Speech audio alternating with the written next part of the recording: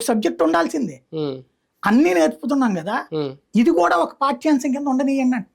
ఉమ్, ఉమ్, అంటే సమాజంలో మనం ఇప్పుడు ఒక బ్యాంక్కి వెళ్ళాం ఇవాళ, ఒకసారి ఒక మామూలు చదువుకుంటున్న 10th క్లాస్ చదువుతున్న వాళ్ళను, ఇంటర్మీడియట్ డిగ్రీ చదువుతున్న వాళ్ళు బ్యాంక్కి తీసుకెళ్ళి ఫామ్ పూర్తి చేయమనండి, ఉమ్, ఎంతమందికి తెలుసు?